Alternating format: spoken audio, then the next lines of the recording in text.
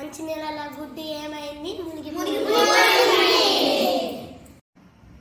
ఉప్పు నీళ్ళలో గుడ్డు ఏమైంది?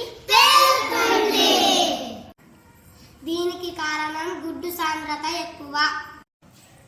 ఉప్పు నీళ్ళల్లో గుడ్డు తేలింది కదా, గుడ్డు సాంద్రత తక్కువ.